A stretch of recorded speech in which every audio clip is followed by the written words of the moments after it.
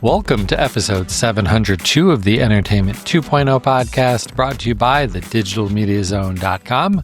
I'm Josh Pollard, and this is the show that puts you in control of your favorite movies, music, shows, and games. Have an interesting slate of topics for you this week, but unfortunately only one host. Richard and I could not make our schedules work together this week, so you get another episode with just me. But again, some interesting topics: video subscription, streaming subscription prices. You know what they're doing. They're going up. But interesting news out of Spotify and some things that they're doing to make reading, whether that's physical books or audiobooks, an even easier process for you. And then some bad news on the gaming front, as AI is now causing hardware products like the Steam Machine and even next generation GPUs to get delayed. So we'll dig into all of that as we get into the show here. If you would like to send some feedback for a future episode, you can do that. Our email address is entertainment20@thedigitalmediazone.com. And all the rest of our contact information will be at the end of the show and over on our website, www.thedigitalmediazone.com. So let's get into the news and start, as we always do, with some video stories. Just one, and it's a common one. It's one that we keep having to report. It seems like weekly. This time it's Crunchyroll. If you're an anime fan, you definitely know what Crunchyroll is. They are pretty much the number one video streaming service for anime content. And we haven't talked about them that much because, surprisingly, they have not been increasing their subscription prices at nearly as much as what it seems like everybody else is. But unfortunately, the time has come for Crunchyroll to do just that. They're making it easy on us, at the very least. They're making it easy on those of us who report in this news, in that all tiers are just seeing the same increase across the board. All three of their tiers are going up by $2 a month. So the fan tier is now $10 a month. The mega fan tier is $14 a month. And the ultimate fan tier is now going to be $18 a month. Fortunately, there are a couple of pieces of, silver lining, if you want to call it that. The fan tier, that lowest tier, is now getting a feature that you only previously got if you subscribe to two of the higher tiers, and that is offline viewing. If you are a fan tier subscriber, you will be able to download videos for offline viewing on one device now. So that's a nice thing to see. And then also, they're doing a limited time promotion. If you would like to lock in a year of Crunchyroll at a discounted price, well, you can get the annual fan plan, so that's that bottom level tier, for only $67 a month. So that's a pretty steep discount, considering it's going up to $10 a month. So that's almost half off. So pretty good deal if you're considering sticking with Crunchyroll for the next year and saving yourself a whole bunch of money in the process. So let's jump into what's going on in audiobooks. Spotify doing some interesting things here. So first off, the new functionality they're offering. It is called Page Match. And the idea is maybe you like to read books the old-fashioned way, whether that's a physical book or maybe even an ebook, and you like listening to audiobooks. And maybe you like doing that for the same book at the same time. Maybe you listen to an audiobook while you're cleaning the kitchen, and then once your chores are done for the evening, you like to continue reading that book curled up on the couch or something like that. And it's kind of a pain to try and find where you are. And maybe you've solved this problem for yourself by just reading to the end of the chapter, and it's easier to find your place there. But they've got a new feature called Page Match coming out very soon that will make this even easier for you. So the way that it works is inside of the Spotify app, you will have two features, one called Scan to Listen and one called Scan to Read. And in that, you will use your phone's camera to scan the page of the book. And again, this works for physical books or for ebooks, and it will quickly identify where you are in the book by identifying the words on the page that it's seeing through your camera, and then automatically jump to that spot in the audiobook. Now that's pretty great, but it also works the other direction. But this gets a little bit more interesting of how they do this. I wondered at first, like, will they just tell you like, oh, well, that's page 47, but how does that work when it's got to consider between, the soft cover and the hardcover version? Those would be different page numbers. And then when you throw in ebooks, that adds yet another wrinkle. So instead, they go back to using your camera app. You scan in the book and it tells you need to flip forward or flip back. And it gives you a rough idea of how far forward or back you need to go. And then it'll eventually find what page you should be on. And it'll even highlight in the viewfinder what sentences you're on. So that's a pretty cool feature that I think I could see a lot of people using. I'm primarily an audiobook person, but occasionally I will switch to a physical or an ebook because for some types of content, I feel like I'm able to remember it better, or maybe I want to pause and take notes. And that's a heck of a lot easier to do if you can see the content of the book instead of just listening and having to rewind and take some notes and then rewind again and take some more notes. So lots of potential use cases here for, whether you're listening to fiction or nonfiction. So this functionality, it's rolling out around the end of February, and it should work for most English language books that are in their massive library. You would probably assume that this requires you to have a Spotify Premium or Audiobook Plus subscription.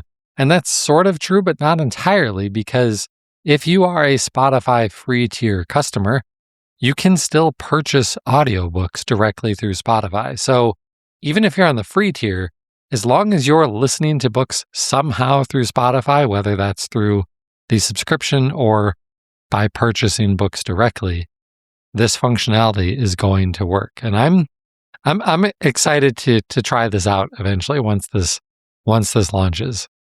Spotify's not done there with their announcements related to books.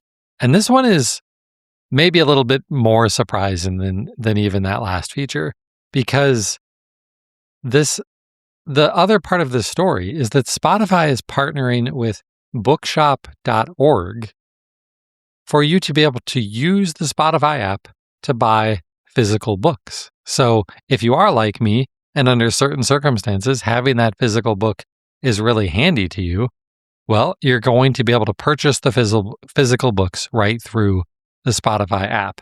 And what I love about this is that they're not partnering with Amazon or Barnes & Noble. They're partnering with bookshop.org.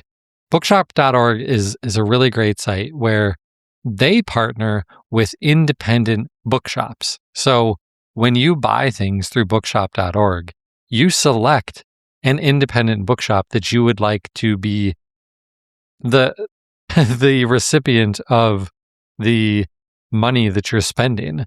And it's a little bit more complicated than I'm making it out to be here, but if you're buying books, whether physical or ebooks, because we announced about a year ago, it was last January, that bookshop.org started selling ebooks too. You should check this out. There are lots of reasons that people are trying to move away from some of the bigger vendors out there like Amazon, and bookshop.org is a great place to go and check out if you're looking for purchasing books in a way that's going to help independent booksellers. So now you can do that right through Spotify, or, you can just, of course, go to the bookshop.org website on your own. But Spotify is making it even easier for you to go and purchase physical copies of the books that you are wanting to listen to or read with your eyeballs. Okay, so let's jump into our gaming news, and it's all bad news here. I hope you got your emotions lifted listening to all of that great news from Spotify, because in the gaming front, yikes, things are not looking good. And it's basically all AI's fault. I'm sure that's a surprise. So let's start with Valve. Back last fall, Valve kind of made a pretty big announcement when they announced the Steam Machine and a new Steam Frame VR headset and their new Steam controller. And they targeted early 2026 for launching all of these devices, but they specifically said with the Steam Machine, we're going to hold off on even giving you pricing information on this product because, well, at the time, it was just memory. The cost of RAM was starting to skyrocket. And since then, the price of SSD storage has also started to increase pretty dramatically. And so now, unfortunately, Valve had to come out and say, yeah, we wanted this to be early 2026, but with the cost and to their words, the cost of these components has rapidly increased since November of 2025. They're not ready to announce a price or ship these things yet. So now they're saying first half of 2026. And I think at some point, they're just going to kind of have to bite the bullet and release these things, right? Like, even if the cost of RAM and storage doesn't start to level out, they're going to have to ship these because in theory, they've already produced a bunch of them and they're not making any money off of them as they sit in a warehouse somewhere. So the business aspect of this is going to become very interesting to watch over the next couple of months.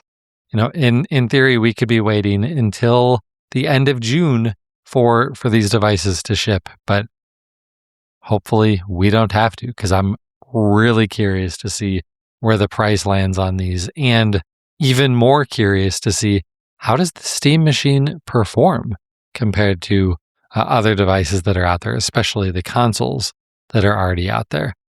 So maybe one last weird thing about this. Okay, so the Steam Machine and the Steam Frame VR headset, these are computers. They have RAM. They have storage in them. I expect them and understand why those are delayed. But what about the controller? Like, there isn't an SSD in the controller, right? It's probably not DDR5 RAM in the controller. So why is that delayed? Is it just because they don't really want to launch that until the other two machines are released? Come on, throw us a bone and get some of these off of your warehouse shelves and just start recouping some money off of these devices. So maybe we'll see that new Steam controller sooner than the Steam Machine and the Steam Frame VR headset. Okay, so that was maybe not much of a surprise that was going to happen. This other one, though,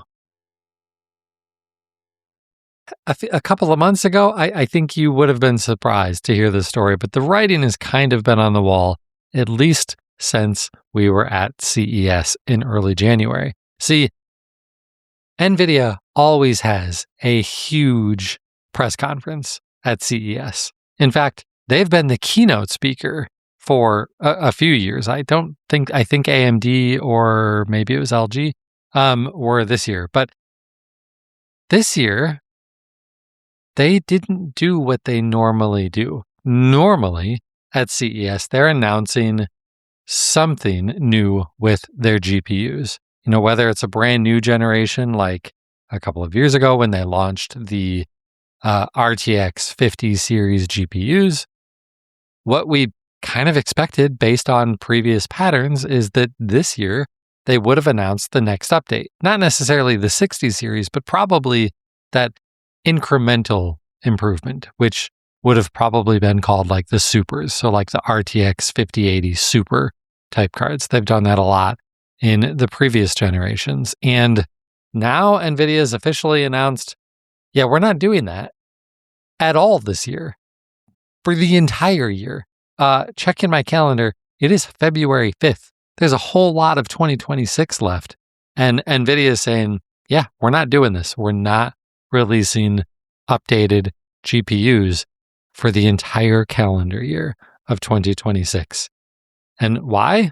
Well, of course, the answer is AI, but it gets a little bit more interesting as you dig into the nuances of this. So we all, or at least us gamers, have always looked at NVIDIA as, I mean, sure, they have other businesses and stuff, but they're around because of GPUs, right? They make gaming GPUs, or, for a while there, they were really in vogue for crypto miners and stuff like that, and they still are. But it's GPUs, man, and we want those for our gaming PCs.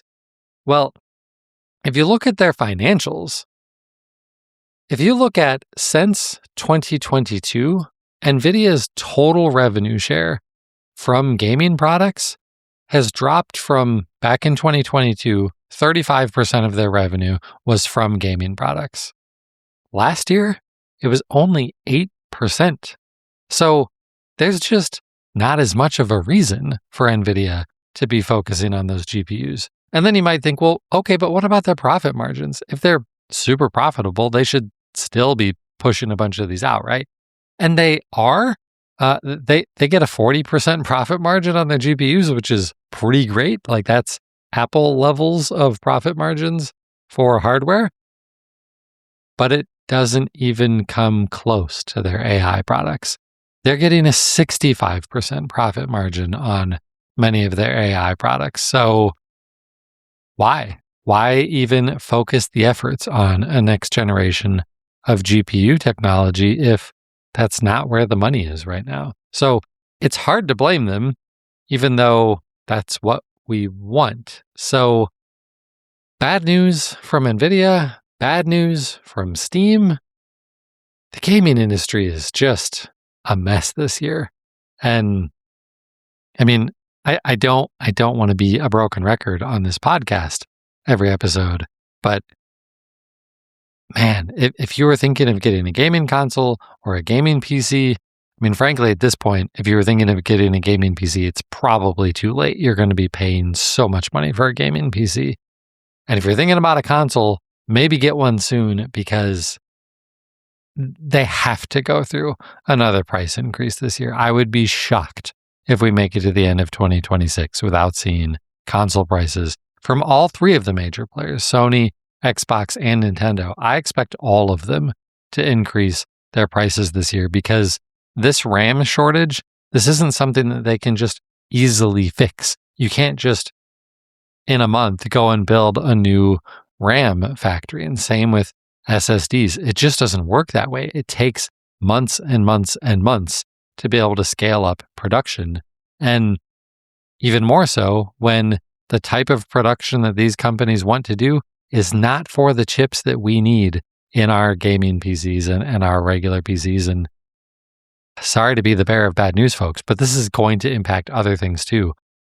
If you're thinking of getting a brand new phone this year, expect to see those prices go up too, because your phone has memory in it. Your phone has storage in it. And all of that is going to continue to increase, or at least, like, at the best case, might start to level off. But I don't see prices of any of these things decreasing anytime soon. Probably not in this calendar year at all. So if you're thinking about big new tech purchases, maybe you want to do that sooner rather than later. Okay, well, that's it for our news. Let's get into what's going on in my entertainment center. For a few weeks, I've been talking about a project I've been working on to rebuild a new Plex and Channels server out of an old PC that I threw Linux on, but I had been having a lot of stability issues. And so I spent a lot of time with Gemini AI, trying to track down what these issues, because I figured at this point it might be multiples, what those issues might be. And I got real close to thinking this machine is just toast. There's something wrong with the motherboard. And I think there might still be something wrong with the motherboard, but Gemini was able to give me enough settings to change that it is now finally running stably. I did also have to replace the power supply in it, and I had to replace the CMOS battery. I figured those would last a lot more than 10-ish years, but I don't know, 10 years for a $2 battery. It's probably fine. So, so it's running again. I think it's been running nonstop without issues for over a week at this point. So I feel pretty satisfied that it's going to continue to run well for me. And now I'm getting to play with other services running on top of it and having a blast doing it. So glad to see all of that running again, and we'll see what I want to do now that I have both Plex and Channels running again. Do I give Plex DVR another try? Because Channels is really good. We'll see. All right, on the gaming front, it's mostly the same. I've played a little bit of NHL, played a little bit of Helldivers 2 with my friends, but maybe more importantly, I finished 1000X Resist. I liked the ending. Like, did they absolutely explain everything? Not necessarily. You probably have to piece some of the story together on your own. There were some choices near the end of the game that impact how the game ends for you. Fortunately, Joe and I made different decisions, so we were able to talk through both of those. But of course, we also just went out and found YouTube videos for the other potential endings, because there's a few. I'm not going to tell you how many, but there are more than 2 potential endings for this game. And at about 11-ish hours of time to play it, if you're interested in an interesting sci-fi-ish story, this is a good one. And it's a fun one, and it's on Game Pass on Xbox and PC. It's got Xbox Play Anywhere if you want to be bouncing between your console and your PC like I do. It's a fun game, so check out 1000X Resist if that sounds interesting to you. In terms of movies, I haven't really sat down and watched anything new, although having that Plex server running again, I did find myself watching the movie Hackers for longer than I really should have, just because it sounded fun and I needed something to test. That movie is so ridiculous. We finished Copenhagen Test again. I liked it. I wouldn't say I loved it, but it was good. The Pit continues to be amazing. Absolutely loving the show. I'm still working my way through the 2026 version of the Dakar Rally. All of that is on Peacock if you're interested in some crazy rally racing across the Saudi Arabian desert. And on Amazon Prime, I'm still working my way through Fallout Season 2. I know that season is done now. I think I was watching episode 5 while I was running this morning, so I'm getting close to the end of that. It's great. They continue to do a really good job with that show. On books, I think I mentioned last week that I had started the book 1 Second After. I'm maybe 40% of the way through that book now. I do like it. I will say, like, it's a good story. Like, it's a fun and interesting story. The type of story that I get into, where it's sort of, I don't know, is it post-apocalyptic? Maybe. But it's, bad situation and people trying to figure out how to get around it. And there's a lot of really smart people making smart decisions on how to handle this emergency situation. And it's well written. It's engaging. I like that. I'll throw out a couple of caveats. This book takes place in the South. It takes place in North Carolina. There are some people in this book who maybe not the most politically correct characters. So if that's going to bother you, you're probably not going to like that. And there's, there is the author. I think the author's political views are probably fairly clear by who does the foreword to this book. Newt Gingrich did the foreword to this book. And you can kind of tell that it comes from probably someone who leans a little bit more to the right.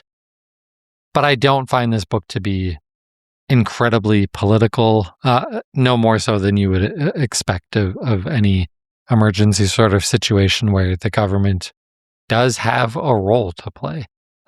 So I don't think any of this is extreme by any stretch of the imagination, but it's probably something worth knowing as you might want to dig into this book. So that again was called 1 Second After. All right, well, that's going to do it. So if you'd like to get a hold of us, we are on social media. I'm at Josh Pollard on Twitter, I guess it's X, and Blue Sky. I'd prefer if you reach out to me on Blue Sky than X. Richard is Richard Gunther on Mastodon and richardgunther.com on Blue Sky. And of course, if you're watching this on YouTube, please like and subscribe. If you're not watching this on YouTube, can you take 30 seconds and go to YouTube and like and subscribe? That would help us out a lot. But that is going to do it for episode 702. I'm Josh Pollard. Thanks for listening to Entertainment 2.0. Adios.